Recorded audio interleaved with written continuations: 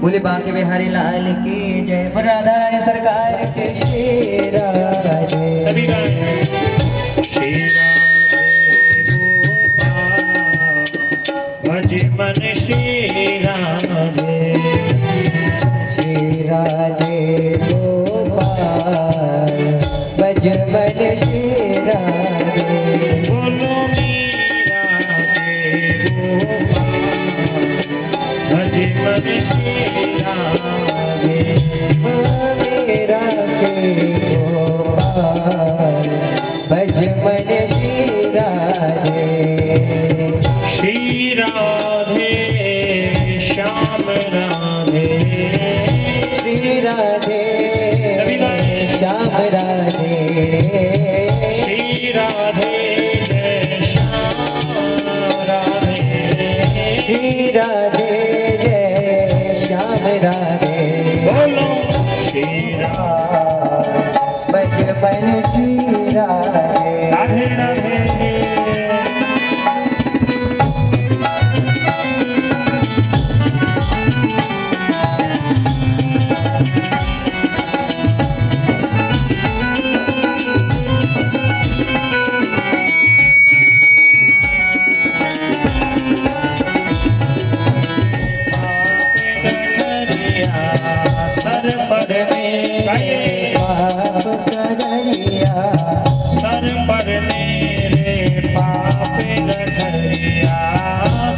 पर मेरे पाप गठरिया धोबत धोबत बीती रे उमरिया धोवत धोवत मेरे उमरिया धोबत धोबत बीती रे उमरिया धोवत धोवत मेरे उमरिया हरि दो बेरा पार भज मन श्री राधे कर दो बेड़ा पार भज मन श्री राधे हरि दो बेरा पार भज मन श्री राधे कर दो बेड़ा पार भज मन श्री राधे श्री राधे श्याम राधे श्री राधे जय श्याम राधे श्री राधे श्याम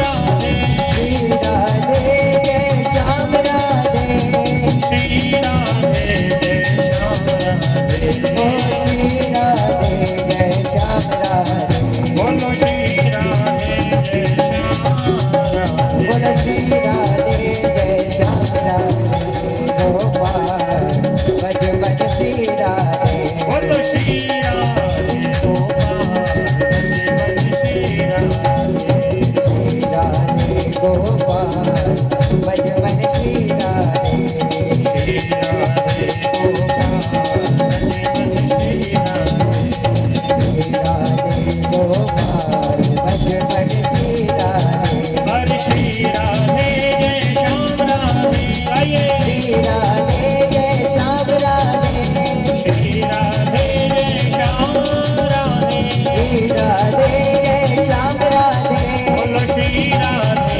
जय श्याम राधे बोल श्री राधे जय श्याम राधे बोलो श्री राधे भज मन श्री राधे श्री राधे गोपाल भज भज श्री राधे बोलो श्री राधे गोपाल भज मन श्री राधे बोल श्री राधे गोपाल भज भज श्री भज राधे मन श्री राधे भज भज श्री राधे भज मन श्री राधे भज भज श्री राधे भज मन श्री राधे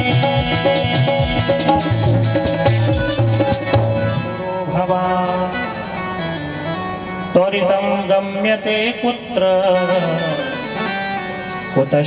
कुतश्चागमनं तव नारद जी ब्रह्मन दीन मुखा कुतश्चा दुखी कैसे बैठे हो और आप तो ऐसे दुखी बैठे हो जैसे किसी कृपण व्यक्ति का सोना धन आदि चला दो। कृपण समझते हो? कृपण कौन होता है मैं बता देता हूं, समझना। गरीब व्यक्ति को कृपण नहीं कहा जाता या कंजूस को भी नहीं कहा जाता। कंजूस तो कंजूस है ही। एक कंजूस से ऊपर वाला भी होता है। कहते ना कंजूस नहीं है ये तो, हाँ हम नहीं बोलेंगे आप ही बोलो। जो दूध में गिर जाए तो उसको भी, और समझ गए ना। हाँ ऐसा कृपण। और कृपण भी कैसा महाराज? जीवन भर कमाया, अरबों की संपत्ति, 500 बीघा जमीन डली हुई है महाराज, और पूरा जीवन एक ही धोती में निकाल दिया। एक धोती 15 दिन तक ना धो, ऐसी गंदी धोती। अरे क्या मतलब ऐसे पैसे का? अरे ठाकुर जी ने दिया, थोड़ा पहनो खाओ। देखिए धन की 3 गति होती है, या तो उसको दान करो, या कुछ चकाचक अपने भैया पहनो खाओ मजे करो, और 2 काम नहीं करोगे तीसरा उसका नाश ही होना है। बोलो राधे राधे। कई लोग क्या करते हैं, जीवन भर खूब कमाते हैं महाराज, और कमा कमा के ऐसा जोड़ देते हैं, बाद में कुछ हाथ पल्ले पड़ता नहीं है, बच्चे सब उड़ा देते हैं। बोलो राधे राधे। अब प्राण ऐसे अटक जाते हैं कि ना तो हमने देखो इतनी मेहनत की कमाया, अरे कुछ कर ही लेते, आज देखो बच्चे मजे कर रहे हैं, हमें कोई पूछ भी नहीं रहा। तो बाद में ऐसी गति हो, उससे अच्छा थोड़ा सा क्यों ना अपने लिए भी कुछ, जब ठाकुर जी ने दिया है तो फिर कभी नहीं करना चाहिए, लेकिन करना घर में ही चाहिए। बाहर जा मत करो। हाँ बाहर तो किसी की नजर में आ गए जैसे भी रहा। अच्छा सोने के हार इन पे ज्यादा है, चलो ठीक है आज रात में निकलने दो, तो बस नजर पड़ी और ऐसे पीछे लगे जाते हैं, हमारा वहीं गायब कर देते हैं। तो आजकल है, भगवान ने दिया है, खूब व्यवस्था से पहनो, लेकिन पहनो ऐसी जगह जहाँ सुरक्षित हो। वरना पता चले बोले पंडित जी ने कहा था कि हम पे तो था। आज कहा नारद जी, जैसे किसी कृपण कंजूस महाकंजूस का पूरा धन चुरा कर चोर ले जाए और वो रो रहा है कि हम मैं क्या करूं, इस प्रकार उसकी गति होती है, ऐसा मुख बना के क्यों बैठे। अब नारद जी बोले प्रभु मन पवित्र होना चाहिए, लेकिन नहीं, कई घरों में आज भी शुद्धता अर्शता का पवित्र माना जाता है। और श्री नारद जी कहते बोले प्रभु एक स्थिति और देखी गृहस्थों में, क्या कि घरों में माताओं की सत्ता है। बोलो राधे राधे। अच्छा क्यों माताओं की सत्ता गलत है क्या? होना चाहिए, घर की लक्ष्मी होती है। तो क्या कहा? बोले तरुणी प्रभुता गे है, कि तरुणी प्रभुता गे है, शाल को बोधिदायक, कन्या विक्रयणो लोभा, दंपती नाम चकलतनम। बोले महाराज घर में स्त्रियों की सत्ता है। तो किसी ने कहा बोले भैया एक बात बताएं, स्त्रियों की सत्ता होना गलत बात है क्या? घर की लक्ष्मी यदि घर को संभाल ले इससे अच्छी कोई बात ही नहीं है। लेकिन बोले महाराज वो तो ठीक है, घर की सत्ता माताएं संभालें अच्छी बात है। माताएं तो पुरानी होती थी, आजकल की तो माताओं की क्या इतनी हिम्मत है। सास का तो पता है क्या है? क्यों माता जी? सास का तो मालूम है क्या है? जो सास ना लेने दे बहू को, वो है सास। देख बहू काम करके बैठ जाए, तुरंत कपड़ा पटक दिए जाए, कपड़ा धो, कपड़ा भी चलो हो जाए, बोले काम कर चल चाय बना, बैठने ही ना दे, वो है सास। अच्छा सासों की भी बड़ी कृपा रही है बहुओं पर। जे आज से मैं अब 30 साल पुरानी तो मैं कहता हूँ, आज के तो भगवान वर्ष चल रहा है, जो हो जाए सो बढ़िया है। सास, जिस घर में सास होती थी पुराने जमाने में, तो जो उनकी कमर में चाबी का गुच्छा रहता था, मजा ले कि वो अपने जीते जी बहू को दे दे। क्यों साहब? सही है, पुरानी भी बैठी है, उनको पता ही होगा साहब। देती कब थी? जब तक सासों के हाथ पे चलना बंद नहीं हो, जब तक नहीं देती थी। बोले अभी से दे दूंगी तो मेरी सेवा नहीं करेगी। है? बोलो राधे राधे, जोर से बोलो राधे राधे।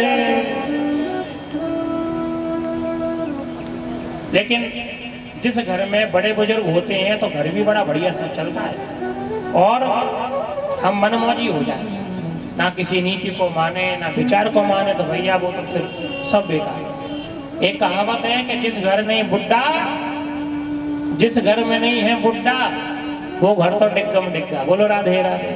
बड़ों का रहना भी बड़ा जरूरी है महाराज। तो बोले माताएं सत्ता संभालनी अच्छी बात है, लेकिन ये गड़बड़ है। क्या? शाल को बुद्धिदायका, घर में बहुओं की सत्ता है, सो क्या भरोसा। बोली मैं पता चला कुछ पूछने जाऊंगा, उल्टा ये हम भी यहाँ भी हो जाए कि महाराज जी तो हमारा पर्सनल मैटर है, तुम क्या कर रहे हो। अब नारद जी की हिम्मत नहीं हुई, तो नारद जी वहां से चलने लगे। जो नारद जी चले हैं,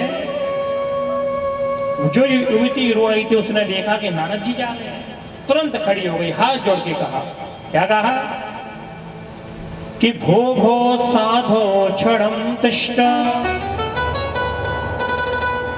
मच्चिन्तामपि नाशय दर्शनं तव लोकस्य सर्वथागहरं परम। वो छाड़ो क्षणं तिष्ठ मच्चिन्तामपि नाशय। हे साधु जन रुक जाइए, कुछ देर यदि आप रोकेंगे तो मेरी चिंता का नाश कर दीजिए। अब नारद जी को लगा भैया ये तो हमें जानते हैं, नारद जी विश्व विख्यात संत हैं, ऐसे वैसे थोड़ी ना। नारद जी को लगा जो कोई अपना ये जो हमें जानता है तभी तो रोका। अब नारद जी रुके। नारद जी ने कहा देवी तुम कौन हो और क्यों रो रही हो? तब उस युवती ने अपना परिचय दिया कि वो कौन थी। क्या कहा?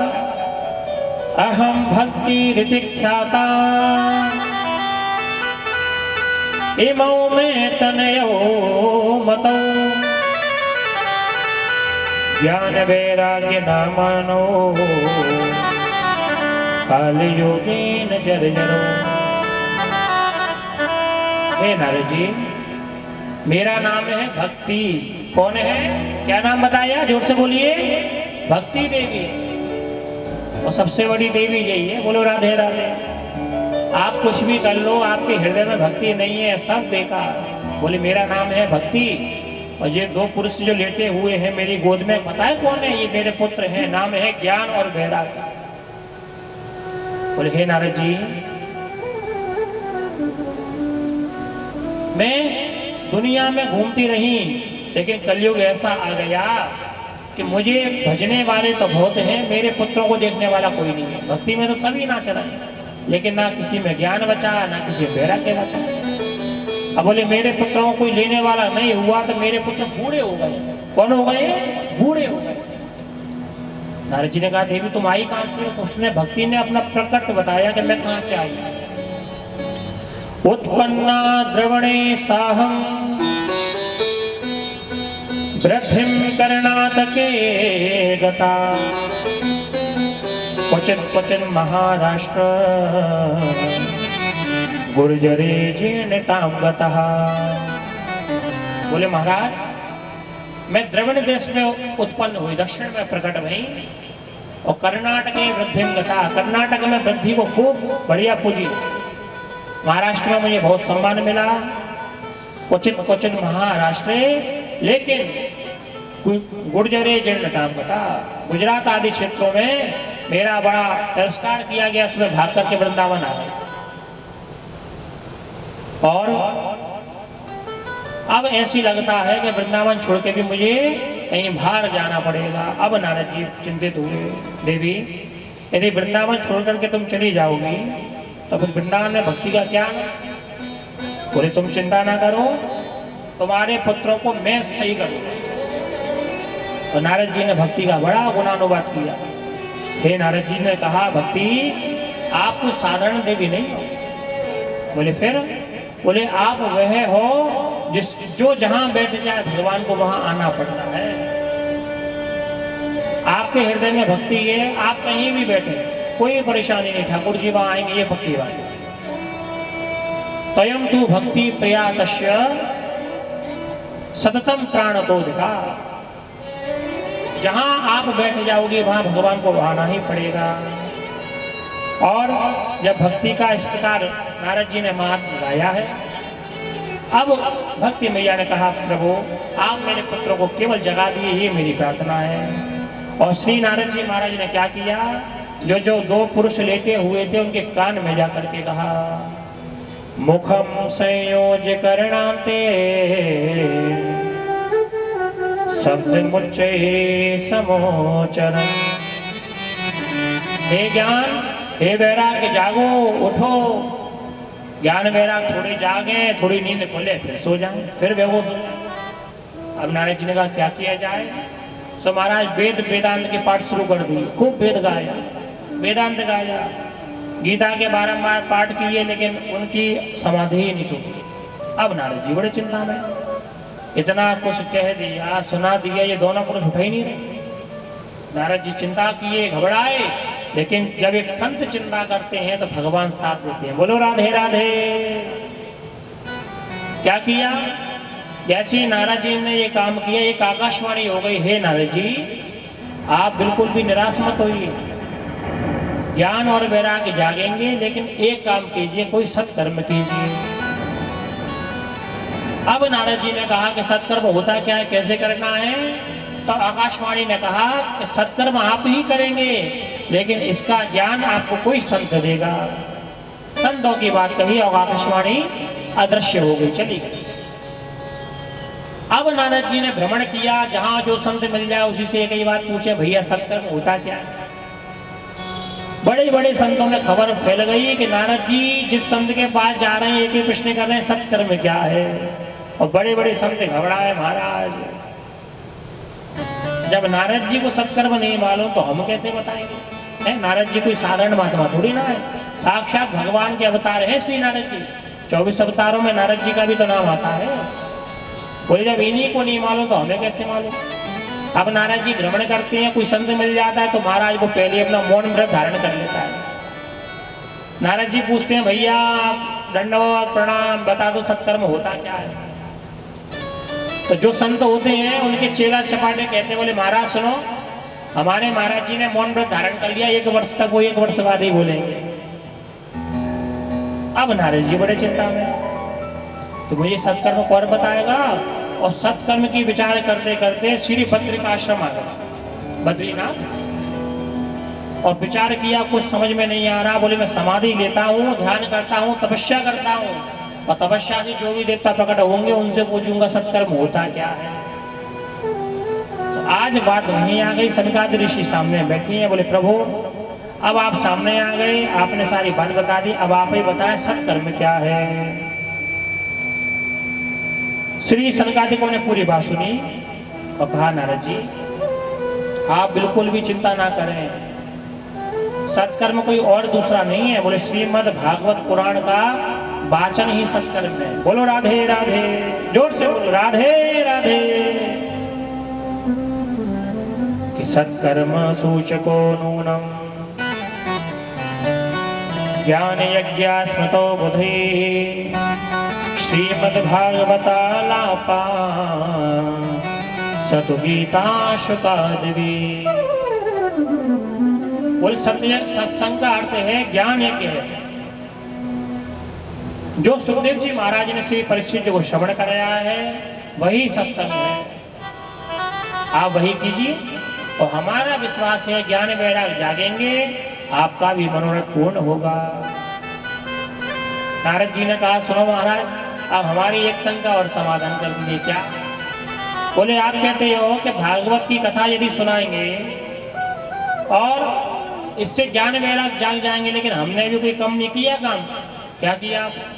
बोले हमने पूरा वेद वेदांत सुना दिया, गीता का पाठ सुना दिए, जो हमारे पास चूरन चटनी सब सुना दिया, फिर भी नहीं जागे, तो आप किस भागवत से कैसे जागेंगे? तब श्री सनकादिक ऋषियों ने कहा हे नारद जी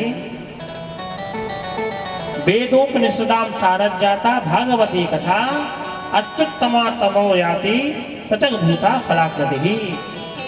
कि वेदों का ही साक्षात फल श्रीमद् भागवत कथा है। जैसे 3 उदाहरण दिए भागवत जी में, सुनना बड़ा प्यारा उदाहरण है। आम का फल बड़ा मीठा होता है, जब फल ही इतना मीठा है तो वृक्ष कितना मीठा हुआ है। अब कोई विचार करे, बोले भैया एक काम करते हैं, आम बड़े गर्मियों का समय आ गया, आम आ चुके, बड़े मीठे आम होते हैं। किसी ने तर्क दिया, बोले महाराज आम को फल को छोड़ो, फल तो छोटा सा है, जब फल इतना मीठा है तो वृक्ष कितना मीठा होगा है, इसके तो पत्तों में भी रस होगा, इसकी तो जड़ों में भी रस होगा। तो बोले एक काम करो फल को छोड़ो, सिर्फ पेड़ को ही खाते हैं। अब बताइए आप फल को छोड़ करके यदि पेड़ को खाओगे तो क्या रस आएगा?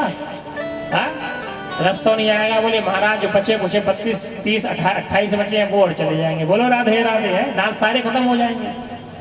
तो जो आनंद फल खाने में आएगा वो वृक्षों में नहीं आएगा, जबकि वृक्ष में हर जगह रस है, पत्तों में है, तना में है, उसकी छाल में है, हर जगह रस है। लेकिन वही फल के रूप में जब परिवर्तित होता है तो खाने में कितना मीठा लगता है। दूसरा उदाहरण दिया, बोले भंडारा हो रहा हो कहीं, मैंने अभी बताया, और घी खत्म हो जाए तो हमारा ये किसी ने तर्क दिया, बोले सुनो, बोले दूध को डालो, दूध में पूड़ियां सेक लो, तो दूध से तो घी बनता है? दूध को बुलाया, मक्खन बना, मक्खन को गरम किया तो घी बना। अब किसी ने तर्क दे दिया, बोले एक काम करो दूध से घी बनता है तो दूध में पूड़ियां सेक लो। बताइए पूड़ियां सेकेंगी दूध में? नहीं सेकेंगी। क्यों? जो काम घी कर सकता है वो दूध कभी नहीं कर सकता। एक उदाहरण और दिया, क्या? गन्ना बड़ा मीठा होता है, क्यों होता है? और गन्ने से आजकल चीनी शक्कर बनाई जाती है। अब यदि कहीं मिठाई इत्यादि बन रही हो और चीनी की आवश्यकता है, चीनी खत्म हो गई, किसी ने तर्क दिया, बोले एक काम करो गन्ने का रस डाल दो, तो बताइए क्या कुछ मिठाई बनेगी? नहीं बनेगी।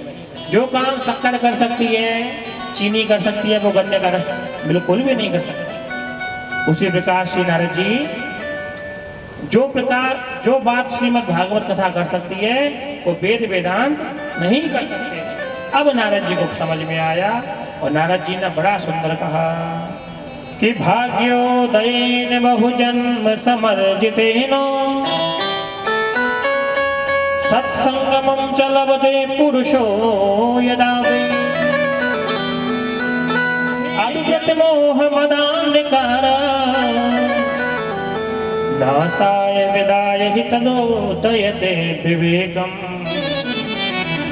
नाशं विदाय तदोदयते विवेकम्। जब भाग्योदय होता है, एक दो जन्म नहीं करोड़ों जन्मों का भाग्योदय होता है भैया, तब सत्संग मिलता है। यही बात मानस में बाबा बड़े भाव से कह रहे हैं। क्या कह रहे हैं तुलसीदास? पहले तो भगवान बोलते थे, और एक बार जब किसी को पकड़ ले तो फिर छोड़ते भी नहीं है। बोलो राधे राधे।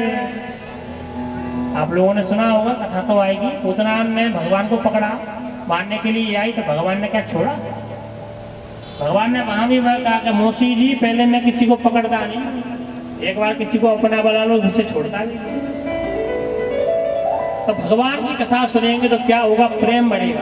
देखिए, किसी के बारे में जब जानेंगे कि कैसा है तभी तो प्रेम जाएगा। ठाकुर जी के बारे में जब आ जन्म मात्र न सठेन किंचे चित्तम विधाय सुख शास्त्र कथा न पीता चांडाल बतते न नीतम मिथ्या सुजन्म जननी जन दुख भाजा। बोले जिसने कभी भगवान की कथा सुनी नहीं, आ जन्म मात्र ये न सठे न किंचन, यहाँ लिखा है सठ, जिस मूर्ख ने ऐसा लिखा है। अब मैं तो ज्यादा कहूंगा तो कई लोग कहेंगे महाराज क्या हमें मिले थे मूर्ख कहने के लिए? तो भैया मैं नहीं कह रहा, जो भागवत जी में लिखा है कि जिस मूर्ख ने जीवन में कभी भागवत कथा सुनी नहीं और चित्तम विदाय सुख शास्त्र कथा ना पीता, बोले भगवान की कथा को कभी चित्त लगा के सुना ना हो, अपना जीवन कैसे निकाल दिया? बोले चांडाल और गधे के समान। जहाँ लिखा हुआ है चांडाल खर तेन नीतम, गधे के समान। जैसे गधा का जीवन होता है, दिन भर बस काम मजदूरी, रात को खा लिया पी लिया सो गए। अच्छा एक बात बताऊं, गधा जब सोता है ना तो खड़े खड़े ही सोता है, बैठता नहीं। वो है ही गधा बेचारा, जीवन में लगा रहे। तो जिसने ऐसा जीवन निकाल दिया हो, बोले ऐसे व्यक्तियों के लिए अपनी माँ का जो गर्व हुआ है, जो माँ से प्रकट भई है, उन माँ को भी कष्ट दिया है, उनका कोई मोल नहीं है। बोले महाराज ऐसा हम नहीं कह रहे, स्वर्ग के देवता भी भगाते हैं उन्हें कि ऐसे पापियों को हम अपने स्वर्ग में नहीं रखेंगे जो तो नरक में जाए। श्री सनकादि ऋषि ऐसा कह रहे थे। नारद जी ने कहा प्रभु आप इतनी प्रशंसा भागवत जी की कर रहे हो, तो ऐसा क्यों? कुछ तो कारण बताइए। तब श्री सनकादिकों ने कहा, हे नारद जी, जब भगवान बालकृष्ण प्रभु अपनी लीला स्मरण करके धराधाम को जा रहे थे, तब उद्धव जी महाराज ने कहा प्रभु आप चले जाएंगे तो आपके भक्तों का उद्धार कैसे होगा? तो भगवान ने विचार किया, बात तो सही है, आगे कलयुग आने वाला है और कलयुग में हमारे भक्त वैसे परेशान रहेंगे। कलयुग में कौन सुखी है बताया आपको? एक नंबर दो नंबर सब समझती, एक नंबर वाला दो नंबर वाला है। एक नंबर वाले सब दुखी, दो टाइम की उन्हें रोटी मिल जाए तो वो बड़े भगवान की कृपा मानना। लेकिन जो दो नंबर वाले ऐसे सुखी हैं, चकाचक महाराज पूरा आनंद नहीं गया हमारा सरा है। बोलो राधे राधे, अरे जोर से बोलो राधे राधे, ब्लैक मनी और व्हाइट मनी। तो भगवान ने विचार किया आगे कलयुग आने वाला है, हमारे भक्त तो वैसे दुखी रहेंगे, मौज तो वो करेंगे जिनके ऊपर हमारी कृपा ही नहीं है। अच्छा भगवान की कृपा आ जाए तो समझना थोड़ा सा दुख भी जीवन में आ सकता है, ये पक्की बात है। कृपा का अनुभूति तो उसे ही होता है जिसके जीवन में दुख हो, दुख ही नहीं होगा वो क्या कृपा का आनंद लेगा? अच्छा दुख भगवान क्यों देती है? कोई परेशानी आए तो भक्त के ऊपर कोई दुख आए तो भक्त इतना याद कर ले प्रभु बस आप जानो कैसे इससे निकलना है। तो विश्वास रखिएगा ठाकुर जी आते हैं किसी न किसी रूप में, उस दुख से निकाल करके आपको अलग खड़ा कर देंगे, ये पक्की बात है। जो प्रभु के आश्रित है उसके साथ ये व्यवस्था है, लेकिन जो मानते ही नहीं है कि हमारी सत्ता हम है, दूसरा कोई है ही नहीं। भगवान कहते हैं बेटा जब तक तेरा समय तू आनंद कर, जिस दिन हम समय बन करके आएंगे समझ में आ जाएगा कि दुख होता क्या है। बोलो राधे राधे। तो भगवान ने विचार किया कलयुग आने वाला है, मेरे भक्त परेशान होंगे, क्या किया? धराधाम को जा ही रहे थे, भगवान अदृश्य हो गए, शक्ति प्रकट हो गया, वही श्रीमद् भागवत के रूप में भगवान प्रकट हो गए। बोली भागवत भगवान की जय। स्वकीयम यद्भवत्तेज तच्च भागवते दनात् तिरोधाय प्रविष्टोयम श्रीमद्भागवतार्णवम्। इसलिए ये साक्षात कोई पुस्तक नहीं है, ये साक्षात श्री हरि का विग्रह है। मैंने कल बताया था कि जब ठाकुर जी के वृंदावन जाना है, बिहारी जी का दर्शन करना है, तो वृंदावन ही जाना पड़ेगा, तब ठाकुर जी की श्री विग्रह का दर्शन होगा। हाँ, कल बताया था। लेकिन भागवत जी शब्द विग्रह हैं, जहां जहां प्रभु की पोथी पहुंच जाती है, साक्षात श्री हरि का वृंदावन बन जाता है। अब आप ये विचार मत करना कि हम यहाँ ग्वालियर में बैठे हो, ठाटेपुर में बैठे हो, गायत्री बिहार में। ये साक्षात एक पंडाल की हिस्सा है, जहां तक हमारी भागवत जी है, ये साक्षात श्री हरि का श्री धाम वृंदावन है। बोल वृंदावन धाम की जय। जब ऐसी चर्चा भद्रकाश्रम में श्री सनकादिकों ने कही, नारद जी ने सुनी, महाराज एक आश्चर्य हुआ। क्या कि भक्ति सुतौ तौ तरुणौ गृहीत्वा प्रेमैक रूपा सहसा विराशे श्री कृष्ण गोविंद हरे मुरारे नाथेति नामानि मुहुर्वदन्ति। क्या शुरुआत वृंदावन में छोड़ा था श्री नारद जी महाराज ने, किसे? बोले भक्ति को, उनके दोनों पुत्रों को वहां से चल दिए थे। और आज जब ऐसा सत्संग की चर्चा हुई, तो वृंदावन से भक्ति अपने पुत्रों को साथ लेकर के कहाँ पहुंची? बोले हरिद्वार। और दोनों पुत्र कैसे हो गए? बोले जवान हो गए। भगवान की ऐसी कृपा। और जो संतों ने देखा समागम चल रहा हो, अब भक्ति अपने पुत्रों के संग आए, वो खूब ताता तैयार करके खूब नाचे। आप लोग भी आइए, दो बार प्रभु का नाम लेंगे। श्री कृष्ण गोविंद हरे मुरारी, हे नाथ नारायण वासुदेवा। श्री कृष्ण गोविंद हरे मुरारी, हे नाथ नारायण वासुदेवा। हे नाथ नारायण वासुदेवा। हे नाथ नारायण वासुदेवा। हे नाथ नारायण वासुदेवा। हे नाथ नारायण वासुदेवा। हे नाथ नारायण वासुदेवा। हे नाथ नारायण वासुदेवा। श्री कृष्ण गोविंद हरे मुरारी, हे नाथ नारायण वासुदेवा। श्री कृष्ण गोविंद हरे मुरारी, हे नाथ नारायण वासुदेवा।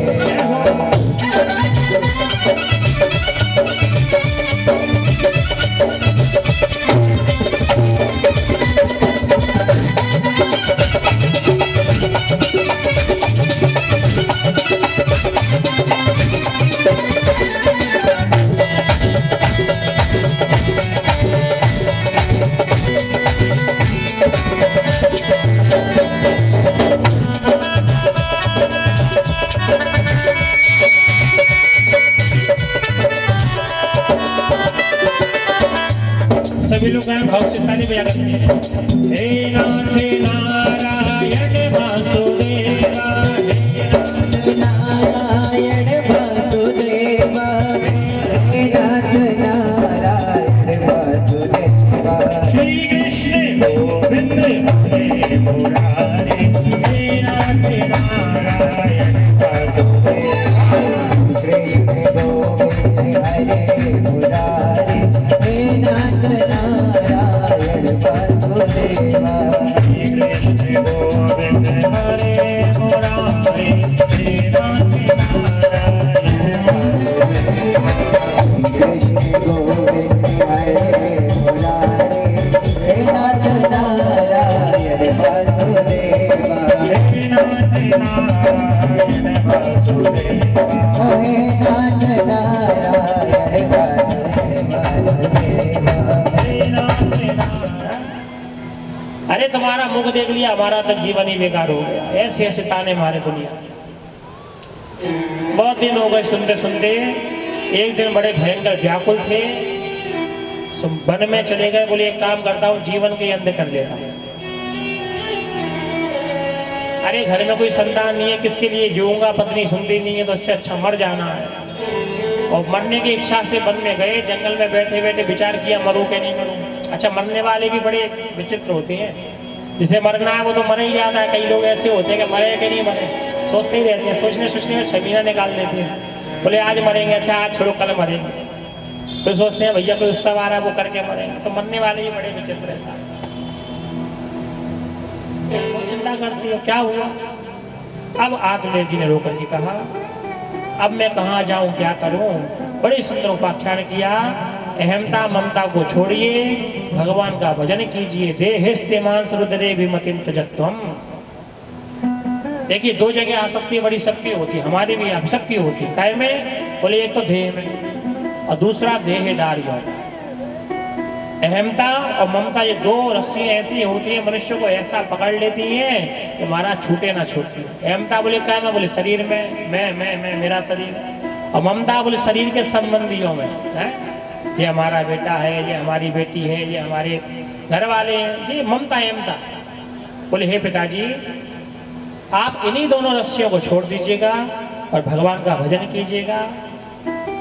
ऐसा ज्ञान उपदेश दिया श्री गोकर्ण जी महाराज ने, सारा दुख दूर हो गया। और पिताजी ने क्या किया, वन में गए, भगवान के भजन किया। भागवत जी के 10वें स्कंद का पाठ करते करते भगवान के धाम को प्राप्त हुआ। बोले गोकर्ण जी महाराज की। पिताजी गए स्वर्ग को, गोकर्ण जी महाराज तीर्थ यात्रा में निकल गए। अब घर में बची धुंधली देवी। कौन बची? जोर से बोलो, धुंधली देवी। इधर धुंधकारी आया और माँ के पास गया, माँ ये बताओ पिताजी का गड़ा हुआ धन कहाँ रखा है। धुंधली ने कहा मेरे पास कुछ नहीं है, जितना था तूने सब खत्म कर दिया, अब मेरे पास कुछ नहीं है। तो महाराज भयंकर क्रोधित हो गया। वो बोले जल्दी से बताओ वरना जलती हुई लकड़ी से तेरा ही खबर लूंगा। पितर युपते तेन जनने ताड़िता वशम को वित्तम तिष्ठते वो ही हनिष्य लत्तया नचे।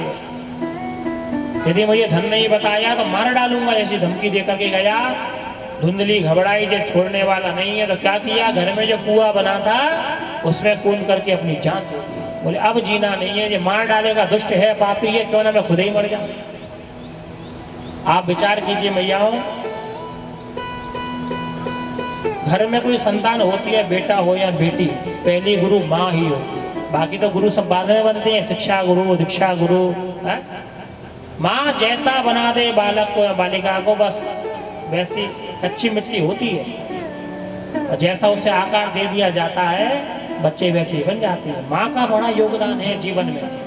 तभी तो कहती है सबका ऋण उतारा जा सकता है, लेकिन माता का ऋण कभी नहीं उतारा जा सकता। कितना भी आप दे देना, माँ का ऋण कभी नहीं उतारा जा सकता, ये पक्की बात है। तो आजकल के तो धन है पुत्र और पुत्रियां, क्या कहा जाए। नए ठाकुर जी ने व्यवस्था ऊंची कर दी, सबसे पहले घर वालों को ही छोड़ा जाए कि अब हमारा तुम्हारा कोई संबंध नहीं। ये स्थिति कई घरों में है, कई घरों में ये स्थिति है महाराज।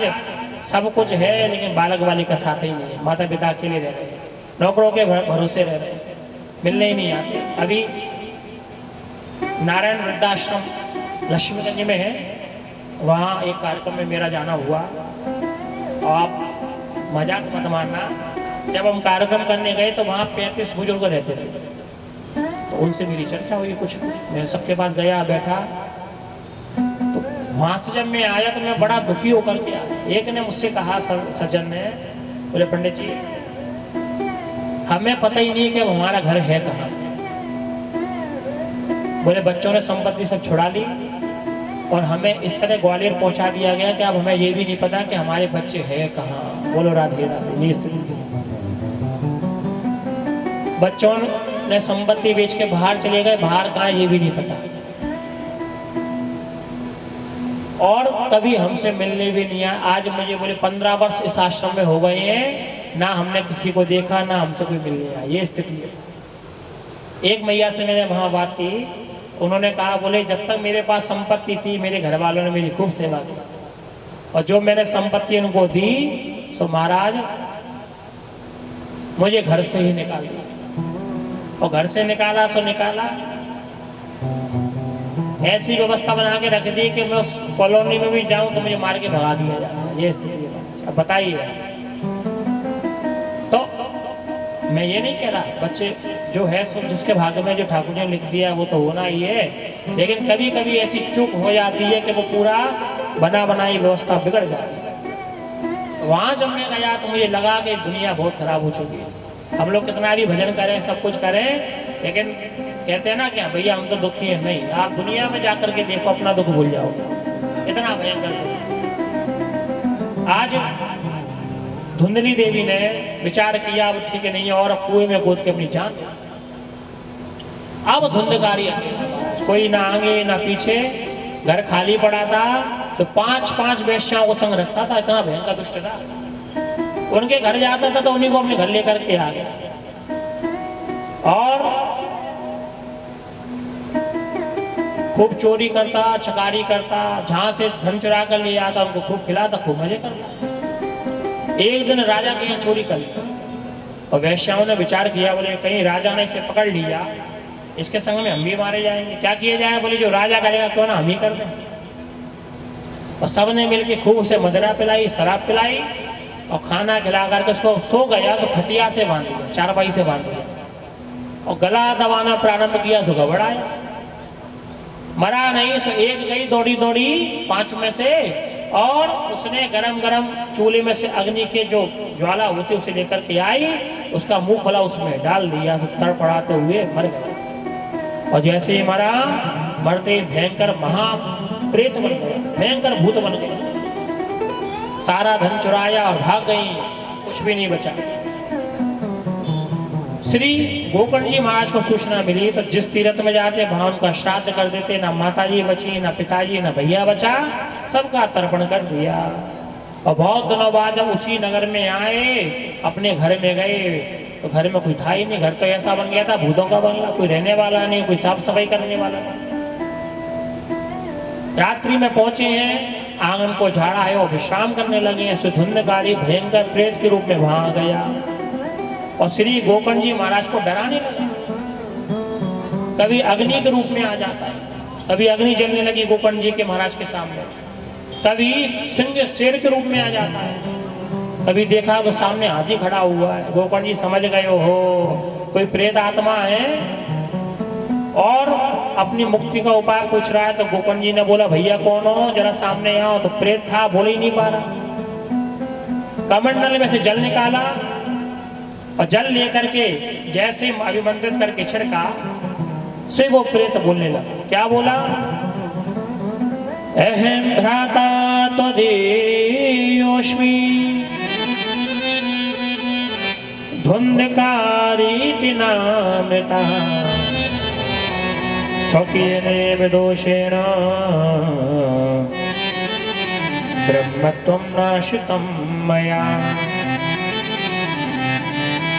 हे भैया, मैं और कोई नहीं, आप ही का भाई हूं, नाम है मेरा धुंधकारी। जब अपने भाई को प्रेत रूप में देखा तो गोकर्ण जी रोने लगे, तुम्हारी ऐसी गति कैसे हो गई? तब उस प्रेत ने कहा भैया मैं भयंकर पापी था और वैश्याओं ने मुझे मार करके इसी आंगन में गाड़ दिया, जमीन के अंदर समाहित कर दिया। अब आप मेरी मुक्ति का कोई उपाय करो, मेरी आपसे बारंबार प्रार्थना। श्री गोकर्ण जी ने कहा धुंधकारी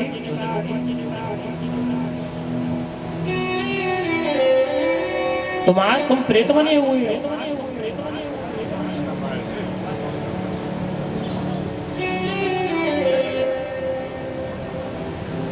मैं जहां जहां गया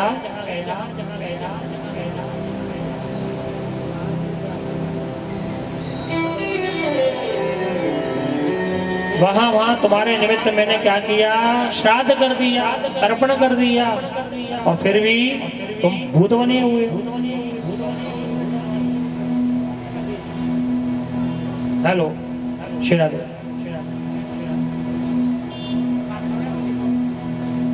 अब क्या करूं मैं?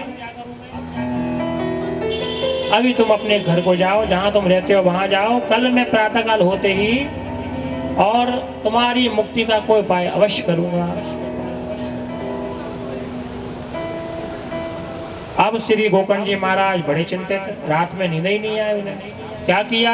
प्रातःकाल उठे, सारे नगर के विद्वानों को बुलाया है, अपनी बात बताई। सबों ने कहा, हे गोकर्ण जी, अब भगवान सूर्य ही आपकी उपाय बताएंगे, क्या करें? अपने तेज से भगवान सूर्य की प्रार्थना की। तब श्री सूर्य नारायण ने एक आदेश दिया कि हो सके तो इनको भागवत की कथा सुनाई जाए।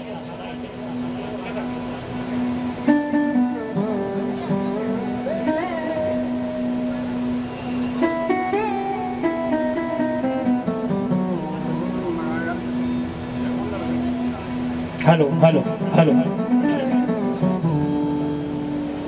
सारी तैयारियां की गई और आषाढ़ के महीने में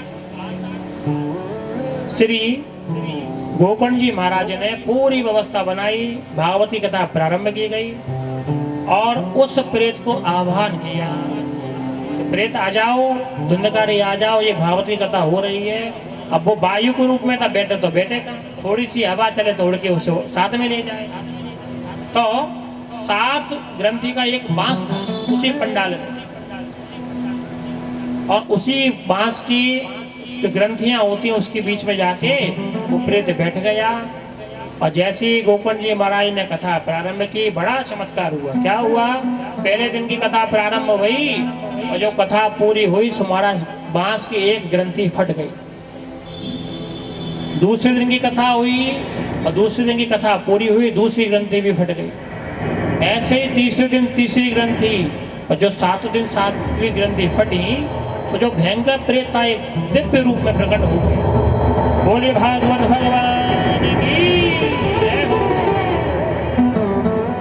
सबको बड़ा आश्चर्य हुआ, ये कौन है हमारा? देखिए बीच में जो खम्भा लगा हुआ है, इससे बांस बांध दिया गया है, और यही श्री धुंधकारी महाराज का स्थान है। जो हमारे पितृ होते हैं, कभी कोई ऐसी हमें जानकारी नहीं है, तो उनका आह्वान करके हम ये कथा सुनाते हैं। तो जो कहीं किसी प्रकार कुछ अवधि में फंस गए हो, हमें जानकारी ना हो, उनका भी तरण तारण भागवत की कथा से हो जाता है। इसलिए ये प्रेत का बंधवाया जाता है। प्रेत की मुक्ति के लिए भागवत की कथा, पितरों की शांति के लिए भागवत की कथा। बड़ा प्रसन्न हुआ धुंधकारी भैया, आपने मेरा उद्धार कर दिया। गोकर्ण जी महाराज को बारंबार प्रणाम किया और सबके देखते देखते एक आश्चर्य हुआ। क्या? एक भगवान के धाम से बड़ा सुंदर विमान आया, उसमें धुंधकारी को बैठाया और ले जाने लगे। दो भरी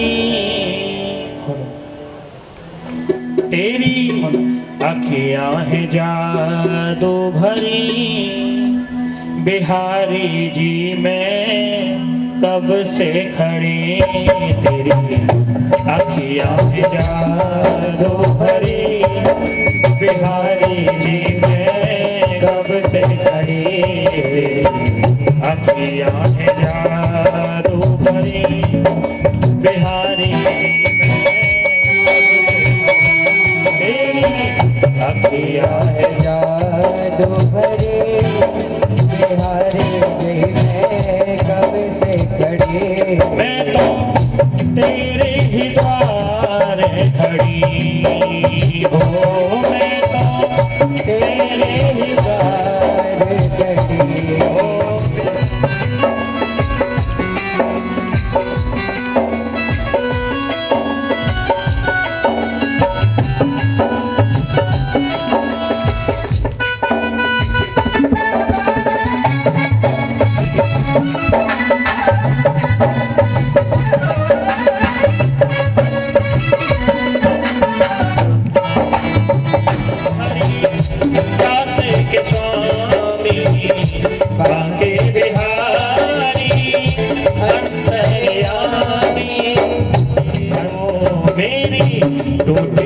भजन की लगी, बिहारी जी मैं कब से खड़ी, तेरी अखियां हैं जादू भरी, बिहारी जी मैं कब से खड़ी, तेरी अखियां हैं जादू भरी, बिहारी जी मैं कब से खड़ी, हो तेरी अखियां हैं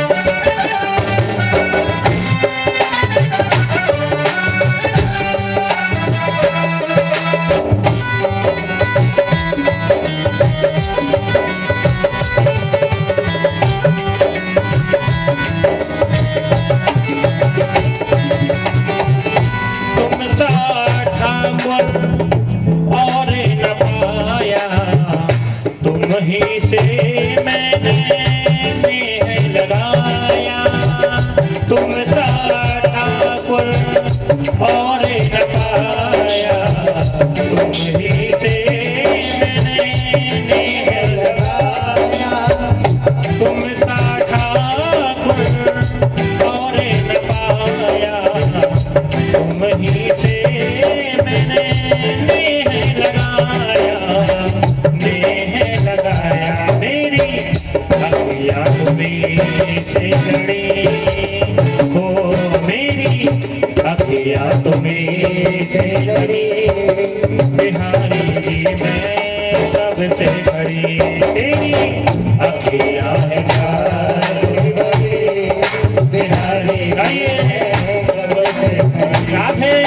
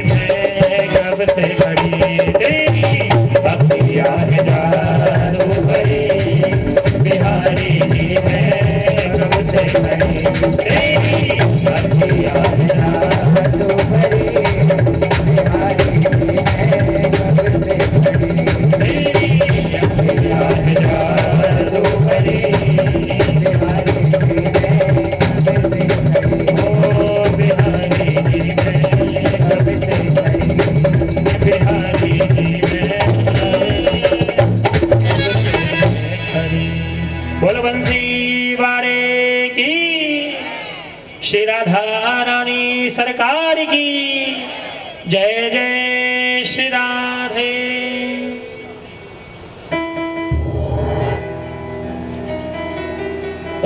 नारायण नारायण नारायण श्रीमन नारायण नारायण भजमत नारायण नारायण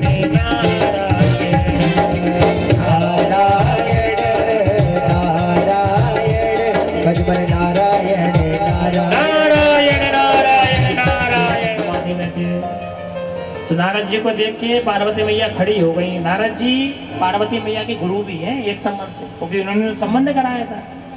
आगे कथा सुनेंगे, आप लोगों ने सुना भी होगा। जब सती मैया ने शरीर त्यागा, साक्षात भोलेनाथ की अर्धांगिनियों खूब तपस्या करो। और भोलेनाथ बोले देवी आपके पति आपसे बड़ा प्रेम करते हैं। बोले हाँ बिल्कुल करते हैं, हमारे प्रेम की तो गाथा पूरा संसार गाता है। गौरी शंकर जैसी तुम्हारी जोड़ी बन जाए, है क्यों साहब, ये है ना भजन। इतना प्रेम हमारे पति हमसे करते, हमारे बिना कहीं रहते ही नहीं है। जब ऐसी बात कही श्री देवर जी नारद जी ने अपनी लीला कर दी। बोले देवी प्रेम तो बहुत करते हैं, लेकिन आपसे एक दो गुप्त रहस्य छुपा करके रखे हैं। बोले कौन से? बोले कभी उन्होंने बताया कि शंकर जी के गले में मुंडों की माला कहां से आई। अब पार्वती जी शांत, ये सारे बात तो हमें पता है, लेकिन ये बात तो हमें भी नहीं मालूम कि भोलेनाथ के गले में मुंडों की माला कहां से आ गई। बस नारद जी ने अपना काम किया और भगवान का नाम लेते लेते वहां से चल दिए। नारद जी गए, अब पार्वती जी का मूड खराब। इतना प्रेम सर्वस्व भोलेनाथ कहते हैं कि देवी अपने जीवन में मैंने तुमसे कुछ नहीं छुपाया, लेकिन इतनी बड़ी बात कैसे छुपा ली?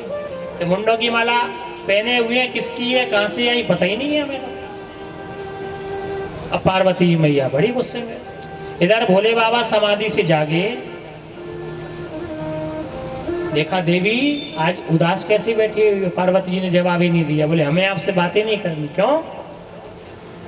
बोले प्रभु एक बात बताओ, आपने जब मुझसे विवाह किया था तो एक वचन दिया था, 7-5 वचन होते हैं ना, कि अपनी पत्नी से मैं कुछ नहीं छुपाऊंगा, सब कुछ बताऊंगा, तो आपने क्या क्यों छुपाया?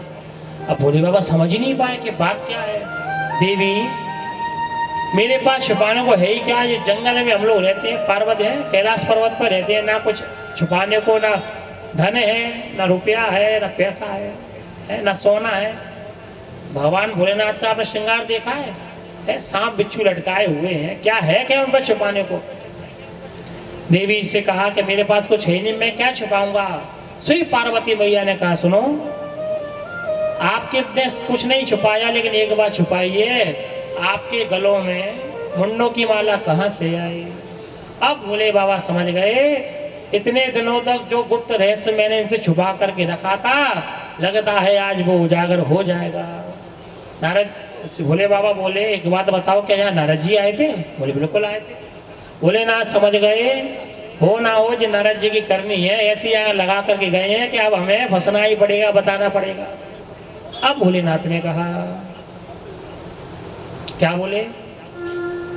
देवी दुनिया में कोई इतना प्रेम नहीं करता जितना मैं तुमसे करता हूं। अच्छा? और बोले जब तुम्हारा मेरा विवाह होता है, जीवन भर तुम मेरे साथ रहती हो, लेकिन जब तुम मर जाती हो तो मैं तुमसे इतना प्रेम करता हूँ, तुम्हारे मुंड को काटकर उसकी माला बनाता हूँ और उसे धारण कर लेता हूँ। जितने मैं मुंडों की माला पहने हुए सब तुम्हारे मुंड हैं, किसी और के नहीं। अब पार्वती जी को बड़ा बुरा लगा। बोले प्रभु एक बात बताओ, मैं मर जाती हूँ तो आप मेरे मुंडों को काट करके पहन लेते हो, क्या आप नहीं मरते? भोले बाबा बोले हमने अमर कथा का पान कर रखा है, हम नहीं मरेंगे। ओहो, तभी मैं कहूँ आपने एक नहीं दो बात छुपाई है। क्या क्या? बोले पहले तो आप अमर कथा को सुन रखा है, सो आप अमर ही है, सो आप मरेंगे ही नहीं। और हमने अमर कथा सुनी नहीं है, सो हम मर जाते हैं। मतलब आपने एक नहीं दो रहस्य हमसे छुपाए हैं, अब तो हम आपसे बात नहीं करेंगे। और पार्वती मैया हो गई गुस्सा। और संसार जानता है जब घरवाली गुस्सा होती है तो महाराज कैसे कैसे मनाना पड़ता है, ये तो जो जिनका हो गया वो समझते हैं। बोलो राधे राधे। देवताओं को मनाना आसान है, पुत्रों को मनाना आसान है, लेकिन घरवाली रूठ जाए, हाँ, उसे मनाना बड़ा कठिन होता है। सारे देवी देवता एक तरफ और घरवाली एक तरफ। बोलो राधे राधे। अरे जोर से बोलो। हाँ, मैंने कल बताया था ना, यदि पत्नी प्रसन्न है, हमारी देवी जी प्रसन्न है, तो हमारा सारे तीर्थ घर में आ जाते हैं। हाँ, कहीं कोई परेशानी नहीं है, सारे पितृ प्रसन्न हो जाते हैं। और जिस घर में देवी ने रुष्ट है तो सारे पितरों को ऐसा हिला देती है कि पूरे घर की अस्त व्यस्तता ही खत्म कर देती है। आज पार्वती जी बड़े गुस्से में, भगवान मना है वो माने ही ना। भोले बाबा को लगा अब इन्हें रहस्य बताना ही पड़ेगा। देवी हमने अमर कथा सुन रखी, एक काम करो वही अमर कथा हम आपको सुना देते हैं, आप भी अमर हो जाओगी, फिर नहीं मरोगी। पार्वती जी बोली ठीक है प्रभु, क्या तैयारियां करना है? भोले बाबा ने कहा एक ही बात का ध्यान रखना है, अमर कथा हम सुनाएंगे, तुम सुनोगी, तुम्हारे अलावा कोई तीसरा ना सुन ले। यदि ये भेद खुल गया तो सारी व्यवस्था गड़बड़ हो जाएगी, फिर ये अमर कथा फैल जाएगी। पर्दे की बात है, पर्दे में रहना चाहिए, किसी को पता ना पड़ जाए। पर्दे में रहने दो, पर्दा ना उठाओ। तो पर्दा तो उठ गया, भेद खुल जाएगा। तो ये बात बड़ी ध्यान रखना। पार्वती मैया बोली चिंता ना करो, आपकी अमर कथा केवल मैं ही सुनूंगी। और पार्वती मैया ने ध्यान लगा के देखा, चतुर्दिक दृष्टि डाली पूरे कैलाश पर, सो महाराज सब कैलाश छोड़ करके जा चुके थे। भगवान का आदेश था कोई यहाँ रहेगा नहीं। भगवान के जितने भूत प्रेत नंदी गढ़ जो है सब चले गए, सब खाली हो गए। केवल एक बचा, कौन? एक तोते का विगलित अंडा जो होता है ना, जिससे तोते का बच्चा प्रकट होता है, तो अंडा था, बाकी तोता मोता सब उड़ गए। पार्वती जी ने विचार किया ये अंडा है, इसमें ना कोई जीव है ना जंतु है, तो अमर कथा सुन के करेगा भी क्या? और कहा भोलेनाथ से, प्रभु यहाँ कोई नहीं, अब आप अमर कथा पान करा सकते हैं, हम सुनेंगे, आप कहे। और भोले बाबा ने भगवान का ध्यान किया और अमर कथा प्रारंभ कर दी। बोली भागवत भगवान की। तो अमर कथा कोई दूसरी नहीं है, भागवत की कथा ही अमर कथा है। जिसके सुनने से मरने का भय खत्म हो जाए, बस वही अमर कथा। कथा शुरू हुई तो भोलेनाथ ने कहा, सुनो देवी, हम कथा कहेंगे तो तुम्हें कथा में हुंकारा भरना। हुंकारा समझ गए ना? हाँ जी, सत्य वचन कल बताया था ना मैंने। हाँ महाराज, सही महाराज। पार्वती मैया ने कहा ठीक है। कथा प्रारंभ हुई और कथा जैसे जैसे बढ़ती गई, प्रथम स्कंद, द्वितीय स्कंद, तृतीय स्कंद, दसम स्कंद तक सुनते सुनते पार्वती मैया की समाधि लग गई। लोग कहते हैं पार्वती मैया सो गई, सो नहीं गई, उनकी समाधि लग गई। देखिए भगवान की कथा इतनी प्रेममयी है, इसमें इतनी रसमयी है कि समाधि लग ही जाती है। देखो समाधि लगना एक अलग विषय है, लेकिन समाधि के नाम पर, समझ गए? हाँ, समाधि के नाम पे सोना एक अलग विषय है। अच्छा, भाइयों में तो पता भी पड़ जाए कि सो रहे हैं कि बैठे। माताओं पे ठाकुर जी की बड़ी कृपा है। यहाँ तो इतना बहुत दिक्कत नहीं है। कई कई माता तो ऐसा लंबा घूंघट ओढ़ लेती हैं, आय हाय। अब घूंघट के अंदर पता नहीं सो रही है कि जाग रही है कि क्या कर रही है, भगवान जाने, ठाकुर जी जाने। ये तो बड़ी कृपा है। तो समाधि लग जाती है, वो एक अलग विषय है कि देखो भगवान के कथा में सुनते सुनते भजन करते करते लोग समाधि लग गई, वो तो ठीक है। लेकिन भागवत कथा कहीं हो रही है और हम जाकर के काम वाम करके बोले चलो 4 घंटा बढ़िया कथा सुनेंगे, और जाते ही व्यास जी ने जो कथा शुरू करी सो ऐसी नींद लगी है, 5वीं नींद पूरी हुई। बोलो राधे राधे। महाराज कितनी सुंदर कथा कही, सारी थकावट आज ही दूर कर दी आपने। है घर में फालतू में एसी गद्दे डलवा रखे हैं, एसी कमरा में गद्दे डले, वहां नींद नहीं आती। देखो जहाँ कितनी प्यारी नींद आ रही है। तो भैया ऐसा नहीं करना है। तो पार्वती मैया की समाधि लग गई। इतने में क्या हुआ, जो तोते का वो अंडा था ना, उसमें से तोते का सुख निकल आया, छोटा सा बाल सुख निकल आया, और उसने पूरी अमर कथा सुन ली। और पार्वती मैया की यहाँ समाधि लगी, वहां से उस तोते के बाल सुख ने बोलना प्रारंभ कर दी। तभी तो सुखदेव जी महाराज बोलते हैं। आप बताइए, इतने पशु पक्षी हैं, कोई बोलता है क्या? लेकिन तोता बोलता है। इसलिए बोलता है तोता। आप देखिए जिन घरों में तोता पले होते हैं वो सब बोलते हैं। अगर उनके सामने चिल्लाओ ना कुछ, खाना खा लो, खाना खा, तो वो भी कहता है खाना खा लो, तोते की भाषा में बोलते। ये अमर कथा का पान है, जो तोते की समाज, तोता जो बनाई है समाज, उसमें केवल तोता ही बोल सकता है, बाकी कोई पक्षी नहीं बोल सकता। अब तोते ने बोलना प्रारंभ किया। भोलेनाथ तो कथा सुना रहे, उन्हें पता ही नहीं है सुन कौन रहा है। पार्वती मैया समाधि में है, ध्यान में है, और तोता पास आया और जो कथा पूरी हुई हाँ हाँ हाँ करते रहे। महाराज भोलेनाथ को पता ही नहीं पड़ा। और जो कथा पूरी हुई जयकारा लगाया, बोल बंसी वाले की जयकारा लगाया। सो महाराज पार्वती जी की समाधि टूटी। प्रभु भगवान कृष्ण के जन्म तक हमने कथा सुनी, आगे आपने कथा कही नहीं। भोलेनाथ ने कहा अभी तो पूरी की। इसका मतलब आपने कथा नहीं सुनी, तो हुंकारा कौन भर रहा था, कौन बीच में हाँ कह रहा था? अब भोलेनाथ समझ गए, लगता है मेरी अमर कथा किसी तीसरे ने भी सुन ली है। देखा तो एक छोटा सा सुख रूप में तोता है, और वो बड़े सामने खड़ा हुआ है। भोलेनाथ ने कहा इसको जीवित नहीं छोड़ूंगा, इसने मेरी कथा सुन ली। उठाया त्रिशूल और मारने के लिए दौड़े। जहां जहां तोता जाता है वहां वहां शंकर जी जाते, इसको छोड़ूंगा। यदि ये जीवित रह गया तो मेरी अमर कथा को पूरी दुनिया में फैला देगा, जो मैं किसी को देना नहीं चाहता। सुखदेव जी महाराज ने विचार किया, इनके हाथ लग गया तो आज भली मेरी हीन चढ़ जाएगी। भागना प्रारंभ किया महाराज, और कैलाश से भागते भागते भागते श्री बद्रिका आश्रम में आ गए। सम्यक प्रयाग व्यास जी का आश्रम, और व्यास जी के आश्रम में व्यास जी की पत्नी नाम था पिंगला देवी। सुखदेव जी महाराज ने क्या किया, अपने तोते का शरीर को छोड़ा और प्राणवायु के द्वारा सुखदेव जी की पत्नी व्यास जी की पत्नी के मुख में प्रविष्ट हो गए। अब शंकर जी बड़े क्रोध में, त्रिशूल गाड़ के बैठ गए व्यास जी के दरवाजे पे। निकलेगा तो निकलेगा, यहीं से मार डालो। व्यास जी आए, बोले नाथ प्रभु आप कैसे? क्या हमारे यहाँ से एक चोर आया है, बड़ी अमूल्य वस्तु चुरा करके तुम्हारे घर में जाके बैठा है। व्यास जी को हंसी आ गई, बोले महाराज तुम्हारे यहाँ है ही क्या चुराने को? हिमालय में क्या? बोले बर्फों के पहाड़ है, बड़े बड़े पत्थर है, उनको भला चुरा के क्या किया जाए है? कोई सोना चांदी थोड़ा चुराया है। भोलेनाथ ने कहा सोने चांदी वाली बात ही नहीं है। फिर बोले उससे भी बहुमूल्य वस्तु चुराई है। बोले अमर कथा को पान करके आया है और उसे मैं आज जीवित नहीं छोड़ूंगा। व्यास जी बोले प्रभु आप वास्तव में भोले ही रहे, जैसा नाम है भोलेनाथ है, बोले भोले ही रहे। बोले एक बात बताओ, जिसने अमर कथा पान कर ली हो वो क्या मर सकता है? वो तो अमर हो गया। भोलेनाथ ने कहा हे भगवान जी हम कहाँ भूल गए, जिसने भगवान की कथा श्रवण कर ली वो तो अमर हो गया, उसे मारा ही नहीं जा सकता। मरता तो शरीर है, आत्मा कभी नहीं मर सकती। भोलेनाथ वापस आ गए। इधर सुखदेव जी महाराज प्राणवायु के द्वारा व्यास जी की पत्नी के उदर में प्रविष्ट हो गए, पेट में चले। समय बीता 1 वर्ष हो गया, 2 वर्ष हो गया, 3 वर्ष हो गया, बाहर ही ना आए। व्यास जी ने कहा बेटा अब तुम बड़े हो रहे हो, 3 साल तुम अंदर हो, कम से कम अब तो बाहर आ जाओ। सुखदेव जी महाराज ने कहा पिताजी यदि मैं माँ के गर्भ से बाहर आ जाऊंगा तो भगवान की माया मुझे घेर लेगी, इसलिए मैं यहीं रह के भगवान का भजन करूंगा। मैंने अमर कथा पान कर रखी है तो अब मैं माया के बंधन में फंसना नहीं चाहता।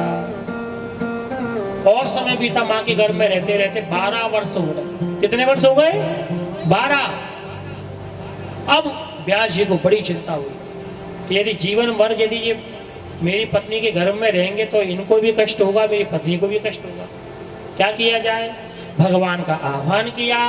व्यास जी महाराज ने स्वयं प्रभु आए और श्री सुखदेव जी महाराज को गर्भ में जाके आशीर्वाद दिया कि हे सुखदेव जी मेरा आशीर्वाद है, आपको मेरी माया कभी स्पर्श नहीं कर पाई, आप निसंकोच होकर बाहर आइए, आपको कोई माया में नहीं घिर पाएगा। जब भगवान ने माँ के घर में आके आशीर्वाद दिया तब सुखदेव जी को भरोसा हुआ और जैसे प्रकट भये सीधे वन को चले गए। बोलो सुखदेव जी महाराज की जय हो। वन को जब जाने लगे तो पिताजी ने चिल्लाया अरे बेटा ओ बेटा, सुने ही नहीं महाराज, क्योंकि आज बेटा सुन लेता तो फिर बंधन में फंसे जाते।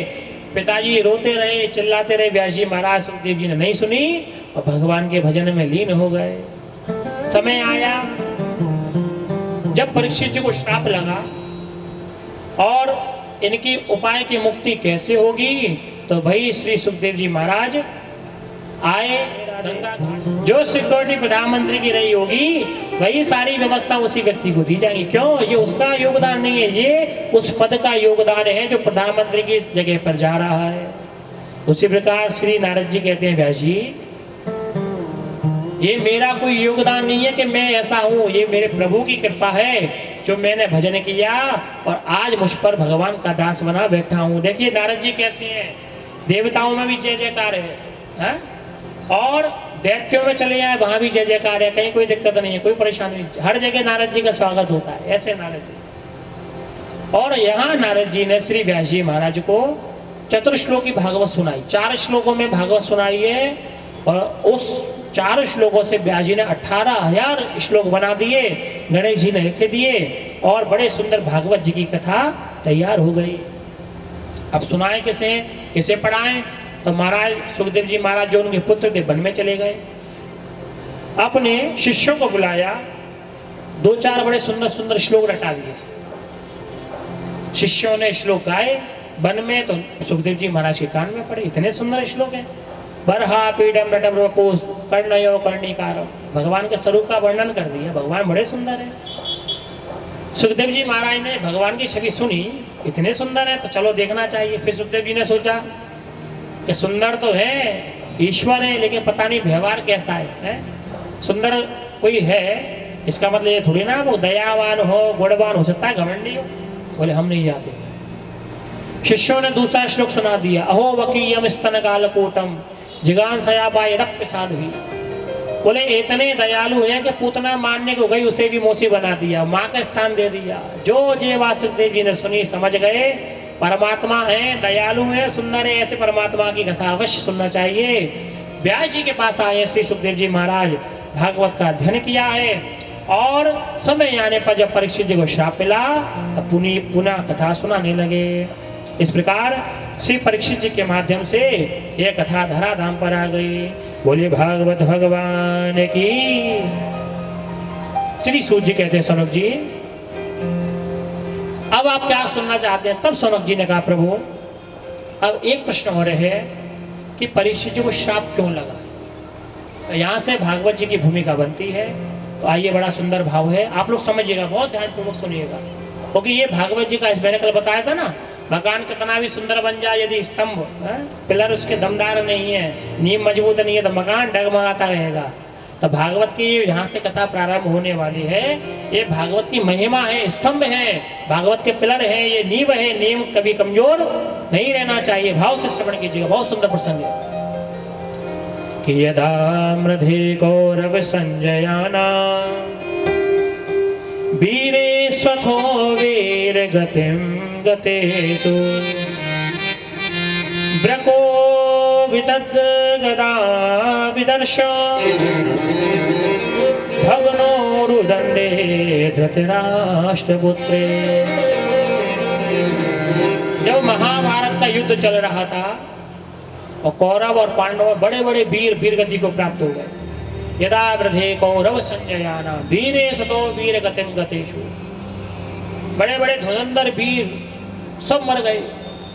आखिरी में भीम दादा ने दुर्योधन की जब युद्ध समाप्ति पे था तो जंगा तोड़ दी, ऐसा प्रहार किया दुर्योधन की जंगा पर, उसकी जंगा ही तोड़ दी और उसे मरता हुआ रणभूमि में छोड़ करके सब पांडव चले गए।